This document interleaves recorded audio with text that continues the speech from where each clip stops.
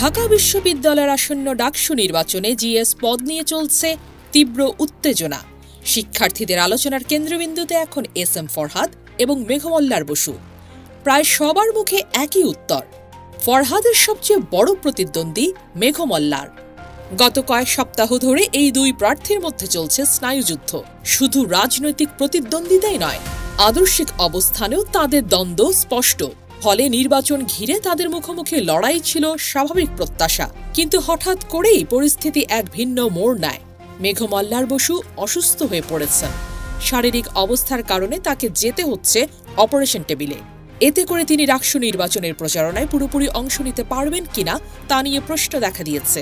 বিশ্ববিদ্যালয় ক্যাম্পাসে তার অনুপস্থিতি অনেক শিক্ষার্থীর কাছেই অপ্রত্যাশিত এক শূন্যতার জন্ম দিয়েছে। অসুস্থতার বিষয়টি নিয়ে মেঘমল্লার নিজেই একটি ফেসবুক পোস্ট দেন, আর সেখানেই ঘটে যায় এক ব্যতিক্রমী ঘটনা। প্রতিদ্বন্দ্বী প্রার্থী হয়েও এস এম ফরহাদ এই পোস্টে মন্তব্য করেন, দ্রুত সুস্থ হয়ে উঠুন, এই কামনা রইল দাদা। এক লাইনে সেই শুভেচ্ছা যেন মুহূর্তেই আলোড়ন তোলে। যারা এতদিন ধরে তাদের তীব্র প্রতিদ্বন্দ্বিতা দেখছিলেন, তারাই হঠাৎ অবাক হয়ে যান ফরহাদের সৌহার্দ্যপূর্ণ আচরণ দেখে। ডাকসু নির্বাচনের ময়দানকে সাধারণত দেখা হয় বিভাজন আর তীব্র প্রতিদ্বন্দ্বিতার প্রতীক হিসেবে। সেখানে একজন শিবিরপন্থী নেতার মুখ থেকে প্রতিদ্বন্দ্বী বামপন্থীর জন্য শুভকামনা বের হওয়া শিক্ষার্থীদের কাছে অস্বাভাবিক হলেও ইতিবাচক এক দৃষ্টান্ত হয়ে উঠেছে।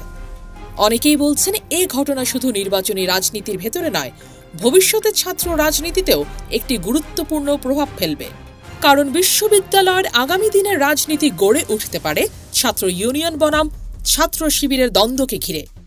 এই জায়গায় পারস্পরিক শ্রদ্ধা ও সৌজন্য যদি টিকে থাকে, তবে রাজনীতির সহাবস্থানে নতুন সংস্কৃতি গড়ে ওঠা অসম্ভব নয়।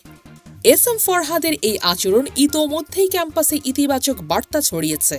মেঘমল্লার বসুর সুস্থতার জন্য দোয়া ও শুভকামনা জানাতে শুরু করেছেন আরও অনেকেই। তাদের মধ্যে রয়েছেন প্রধান উপদেষ্টা প্রেস সচিব শফিকুল আলম, জাতীয় নাগরিক পার্টির প্রভাবশালী নেতা সার্জিস আলম ও হাসনাত আবদুল্লাহ, ইনকিলাব মঞ্চের মুখপাত্র শরীফ ওসমান হাদি, আপ বাংলাদেশি নেতা ও ঢাবির সাবেক শিবির সভাপতি রাফে সালমান রিফাত সহ আরও অনেকে একে একে প্রকাশ করেছেন শুভেচ্ছা ও সমর্থন। ঢাকা বিশ্ববিদ্যালয়ের রাজনীতিতে এমন দৃশ্য নতুন নয়, তবে এবার বিষয়টি ভিন্ন। কারণ এই দুজন একে অপরের সবচেয়ে বড় প্রতিদ্বন্দ্বী। তাদের মধ্যেই দেখা গেছে সৌজন্যতার সেতু বন্ধন। এটি শুধু ব্যক্তিগত সম্পর্ক নয়, বরং শিক্ষার্থীদের চোখে এক ধরনের ইতিবাচক ইঙ্গিত। ডাকসু নির্বাচনকে কেন্দ্র করে সাধারণত যতটা উত্তেজনা, বিভক্তি আর সংঘাতের ছবি আঁকা হয়, সেখানে হঠাৎ করে মানবিক সম্পর্কের এই মুহূর্ত যেন নতুন আলো ছড়াচ্ছে। শিক্ষার্থীরা বলছেন, যদি মেঘমল্লা সুস্থ হয়ে আবার মাঠে নামেন, তবে তার সঙ্গে ফরহাদের লড়াই আরও তীব্র হবে। তবে প্রতিদ্বন্দ্বিতা যেভাবে চলুক না কেন, এই ছোট্ট শুভেচ্ছা বিনিময় ইতোমধ্যেই নির্বাচনের রাজনীতিতে এক নতুন মাত্রা যোগ করেছে। রাজনৈতিক অঙ্গনের অনেকেই মনে করছেন, এই ঘটনা হয়তো ভবিষ্যতে ছাত্র রাজনীতির এক নতুন সংস্কৃতির সূচনা করতে পারে, যেখানে প্রতিদ্বন্দ্বিতা থাকবে, তবে মানবিকতা হারিয়ে যাবে না। ঢাকা বিশ্ববিদ্যালয়ের রাজনীতি দীর্ঘদিন ধরে সংঘাত ও বিভাজনের জন্য কুখ্যাত, কিন্তু ফরহাদ মেঘমল্লার এই ঘটনা প্রমাণ করল, প্রতিদ্বন্দ্বিতার আড়ালেও সৌজন্যতা লুকিয়ে থাকে। ঠিক এই কারণেই অনেকে একে ইতিবাচক ছাত্র রাজনীতির এক মাইল ফলক হিসেবে দেখছেন। এখন প্রশ্ন হচ্ছে, এই সৌহার্দ্যের রং কি নির্বাচনের উত্তাপ পেরিয়েও টিকে থাকবে, নাকি প্রচারণা ফিরে এলেই আবারও দখল নেবে তীব্র দ্বন্দ্ব? উত্তর লুকিয়ে আছে আসন্ন ডাকসু নির্বাচনের ফলাফলে।